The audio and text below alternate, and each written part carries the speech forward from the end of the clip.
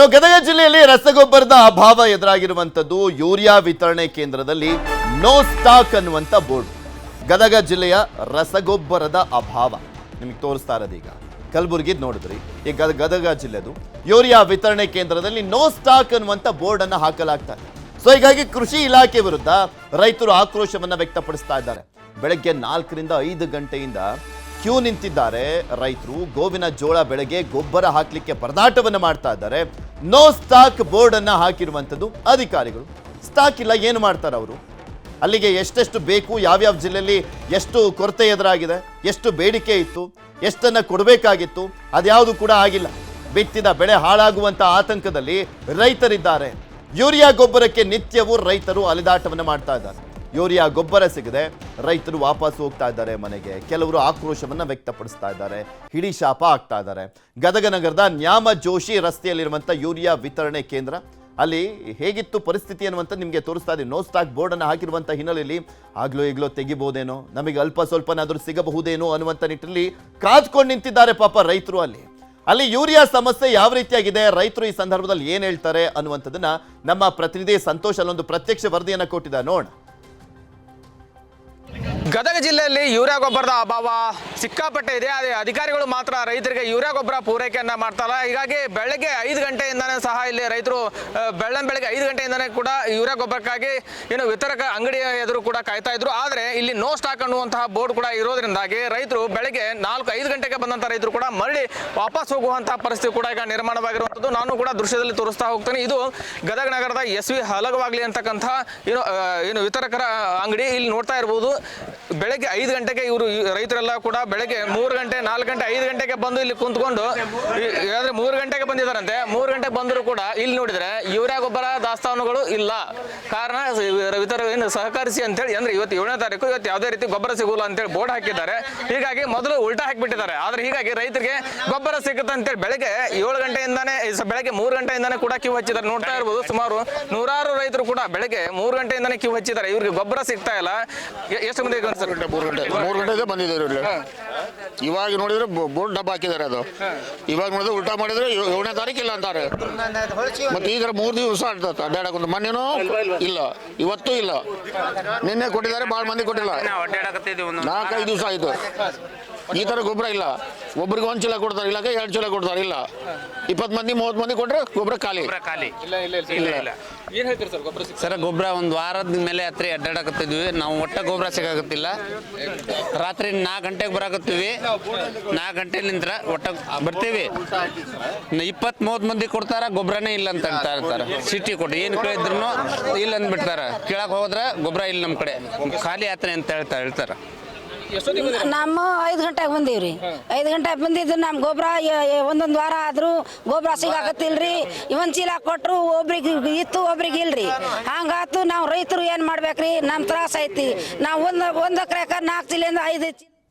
ಇನ್ನು ಇದೇ ವಿಚಾರಕ್ಕೆ ಸಂಬಂಧಪಟ್ಟಂತೆ ಮಾತಾಡಲಿಕ್ಕೆ ನಮ್ಮ ಜೊತೆ ಗದಗ ಜಿಲ್ಲಾ ಉಸ್ತುವಾರಿ ಸಚಿವರಾಗಿರುವಂಥ HK ಪಾಟೀಲ್ ಅವರು ದೂರವಾಣಿ ಸಂಪರ್ಕದಲ್ಲಿ ಜಾಯ್ನ್ ಆಗಿದ್ದಾರೆ. ನಮಸ್ಕಾರ ಸರ್. ನಮಸ್ಕಾರ ರೀ. ನಮಸ್ಕಾರ ಸರ್, ಗದಗ ಜಿಲ್ಲೆಯಲ್ಲಿ ಯೂರಿಯಾ ಗೊಬ್ಬರದ ಸಮಸ್ಯೆ ಎದುರಾಗಿದೆ. ರೈತರು ಕ್ಯೂನಲ್ಲಿ ನಿಂತ್ಕೊಳ್ತಾ ಇದ್ದಾರೆ. ನೋ ಸ್ಟಾಕ್ ಅನ್ನುವಂಥ ಬೋರ್ಡ್ಗಳನ್ನ ಹಾಕಲಾಗ್ತಾ ಇದೆ ಗೊಬ್ಬರದ ಅಂಗಡಿಗಳ ಮುಂದೆ. ಮಾಹಿತಿ ಬಂತ ಸರ್ ಅದ್ರ ಬಗ್ಗೆ? ಬಂತ್ರಿ. ಯೂರಿಯಾ ಗೊಬ್ಬರ ಕಡಿಮೆ ಪ್ರಮಾಣದಲ್ಲಿ ಬಂದಿದೆ. ಇದ್ದುದರಲ್ಲಿ ಡಿಸ್ಟ್ರಿಬ್ಯೂಷನ್ ಮಾಡೋದಕ್ಕೆ ನಮ್ಮ ಕೃಷಿ ಇಲಾಖೆಯವರು ಪ್ರಯತ್ನ ಮಾಡ್ತಾ ಇದ್ದಾರೆ.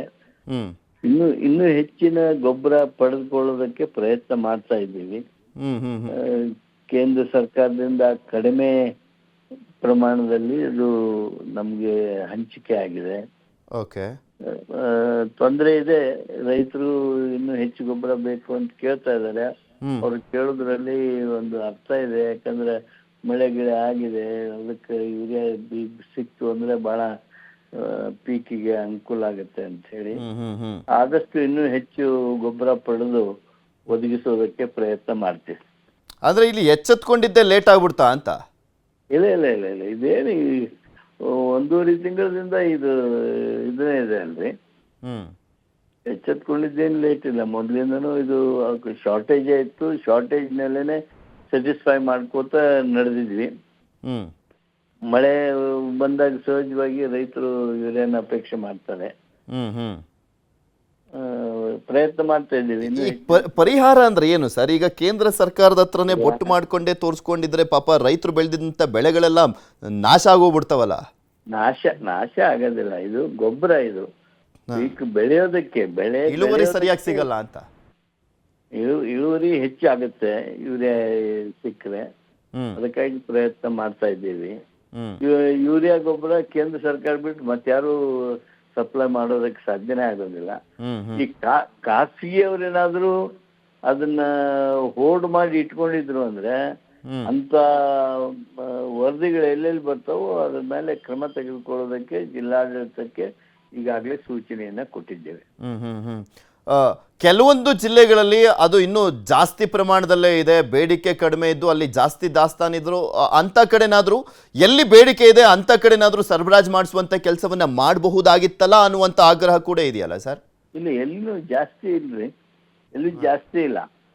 ಈಗ ಮಳೆ ಬಂದಾಗ ಎಲ್ರು ಯೂರಿಯಾ ತಗೋಬೇಕು ಅಂತಾರೆ. ಒಂದ್ ವೇಳೆ ಎಲ್ಲರೂ ಮಳೆ ಆಗಿರದೇ ಇದ್ರೆ ಅಷ್ಟೇ ಈ ಯೂರಿಯಾ ಸ್ವಲ್ಪ ಅಲ್ಲಿ ಸ್ಟಾಕ್ ಉಳಿದಿರಬಹುದು. ಆದ್ರೆ ಮಳೆ ಎಲ್ಲೆಲ್ಲಿ ಆಗಿದೆ ಅಲ್ಲಿ ಎಲ್ಲಿನೂ ಸ್ಟಾಕ್ ಉಳಿಯುವಂತ ಸಾಧ್ಯತೆನೇ ಇಲ್ಲ. ಆಕ್ಚುಲಿ ಹೆಚ್ಚಿನದಾಗಿ ಉತ್ತರ ಕರ್ನಾಟಕ ಭಾಗದ ಜಿಲ್ಲೆಗಳಲ್ಲೇ ಈ ಸಮಸ್ಯೆ ಕಾಡ್ತಿರೋದು ಕಂಪೇರ್ ಟು ದಕ್ಷಿಣ ಕರ್ನಾಟಕ ಜಿಲ್ಲೆಗಳಿಗೆ ನೋಡೋದಾದ್ರೆ. ಉತ್ತರ ಕರ್ನಾಟಕ ಭಾಗದಲ್ಲಿ ಯೂರಿಯಾ ಬಗ್ಗೆ ಹೆಚ್ಚಿನದಾಗಿರ್ತಕ್ಕಂಥ ಬೇಡಿಕೆ ಇದೆ. ನಮ್ಮ ಪೀಕು, ನಮ್ಮ ಭೂಮಿ ಇವೆಲ್ಲದಾವಲ್ಲ, ಯೂರಿಯಾ ಉಪಯೋಗ ಮಾಡುವಂತ ಆ ಪ್ರವೃತ್ತಿ ನಮ್ದು ಮೊದ್ಲಿಂದನೂ ಜಾಸ್ತಿ ಹಾಕೋತ ಬಂದಿದೆ. ಆದ್ರೆ ಈ ಸಲ ಯೂರಿಯಾದ ಹಂಚಿಕೆಯನ್ನ, ಅಲಾಟ್ಮೆಂಟ್ ಅನ್ನ ಏನ್ ಕಡಿಮೆ ಮಾಡಿದ್ರು, ಅದನ್ನ ರೈತರಿಗೆ ಸೂಚನೆ ಇಲ್ಲದೆ ಹಾಗೆ ಅವ್ರು ಮಾಡಿಬಿಟ್ರು. ಹಂಗಾಗಿ ಸ್ವಲ್ಪ ತೊಂದರೆ ಆಗಿದೆ. ಇನ್ನೂ ಹೆಚ್ಚಿನದಾಗಿರ್ತಕ್ಕಂಥ ಯೂರಿಯಾ ಪಡೆಯೋದಕ್ಕೆ ಪ್ರಯತ್ನ ಮಾಡ್ತೀವಿ. ಖಾಸಗಿಯವರು ಯಾವ ಕಾರಣಕ್ಕೂ ಅದು ರೈತರಿಗೆ ಮುಟ್ಟಿಸ್ದಾಗೆ ಅದನ್ನ ತಾವು ಇಟ್ಟುಕೊಂಡು ಏನಾದರೂ ಹೆಚ್ಚಿನ ದರ ಗಿರ ಅವ್ರು ಏನಾದರೂ ಕೇಳಿದ್ರೆ ಅವ್ರ ಮೇಲೆ ಉಗ್ರ ಕ್ರಮ ತೆಗೆದುಕೊಳ್ಳೋದಕ್ಕೆ ಜಿಲ್ಲಾಡಳಿತಕ್ಕೆ ಸೂಚನೆಯನ್ನ ಕೊಟ್ಟಿದ್ದೇನೆ. ಸರ್, ಇನ್ನು ಕೇಂದ್ರದಿಂದ ಬಂದು ರಾಜ್ಯಕ್ಕೆ ಬಂದು ಅದಾದ್ಮೇಲೆ ಜಿಲ್ಲೆಗಳಿಗೆ ಹೋಗಿ ಜಿಲ್ಲೆಯಿಂದ ಅಲ್ಲಿ ರೈತರಿಗೆ ಹಂಚೋಷ್ಟೊತ್ತಿಗೆ ಅದೇನೇನಾಗೋಗಿರ್ತಾವೋ ಬೆಳೆಗಳು ಅನ್ನುವಂಥದ್ರ ಬಗ್ಗೆ ಸಹಜವಾಗಿ ಪ್ರಶ್ನೆಗಳು ಬರ್ತವೆ. ಈಗ ಯೂರಿಯಾ ಬದಲು ಆಲ್ಟರ್ನೇಟಿವ್ ಆಗಿ ಬೇರೆ ಇನ್ನ ಗೊಬ್ಬರಗಳನ್ನ ಅಟ್ಲೀಸ್ಟ್ ಅರಿವನ್ನ ಮೂಡಿಸಿ ನ್ಯಾನೋ ಗೊಬ್ಬರ ಅಂತವನ್ನಾದ್ರೂ ಹಂಚುವಂತ ಕೆಲಸ ಅದನ್ನಾದ್ರೂ ಮಾಡ್ಲಿಕ್ಕೆ ಆಗ್ತಾ ಇದೆಯಾ? ನ್ಯಾನೋ ಗೊಬ್ಬರ ಇದೆ, ಆದ್ರೆ ಅದಕ್ಕೆ ಇದರ ಹಾಗೆ ದೊಡ್ಡ ಬೇಡಿಕೆ ಇಲ್ಲ. Nano is the alternative. ಹೌದು, but that alternative is not fully accepted by farmers. ಇನ್ನೂವರೆಗೆ ಪೂರ್ಣವಾಗಿ ಅದನ್ನ ಒಪ್ಪಿಗೆ ಮಾಡ್ಕೊಂಡಿಲ್ಲ, ಅದನ್ನ ಉಪಯೋಗ ಪ್ರಾರಂಭ ಮಾಡಿಲ್ಲ. ಅದು ಏನಾಗುತ್ತೋ ಏನೋ ಅಂತ ಹೇಳಿ ಈಗ ಈ ವರ್ಷ ಸ್ವಲ್ಪ ಹೆಚ್ಚಿನ ಪ್ರಮಾಣದಲ್ಲಿ ಮಾಡಿದ್ದಾರೆ. ಅದು ಒಳ್ಳೆ ರೀತಿ ಫಲ ಕೊಡ್ತು ಅಂದ್ರೆ ಮುಂದಿನ ಸಲ ನ್ಯಾನೋ ಗೊಬ್ಬರ ಹೆಚ್ಚು ಉಪಯೋಗ ಆಗ್ಬೋದು. ಓಕೆ ಸರ್, ಆ ಸಮಸ್ಯೆನ ಬೇಗ ಬಗೆಹರಿಸ್ತೀರಾ ಅನ್ನುವಂಥ ಭರವಸೆ ನಮಗೂ ಕೂಡ ಇದೆ, ರೈತರಿಗೂ ಕೂಡ ಇದೆ. ಎಷ್ಟು ಸಾಧ್ಯನೋ ಅಷ್ಟು ಬೇಗ ಆ ಸಮಸ್ಯೆನ ಬಗೆಹರಿಸಿ ಸರ್. ಇದು ನ್ಯೂಸ್ 18 ಕನ್ನಡದ ಕಡೆಯಿಂದಲೂ ಕೂಡ ನಿಮಗೆ ಕೇಳ್ಕೊಳ್ತಾ ಇದ್ವಿ. ಧನ್ಯವಾದ ಸರ್, ನ್ಯೂಸ್ 18 ಜೊತೆ ಮಾತನಾಡಿ ಆ ಸಮಸ್ಯೆನ ಬಗೆಹರಿಸುವಂಥ ಭರವಸೆಯನ್ನು ಕೊಟ್ಟಿದ್ದಕ್ಕೆ.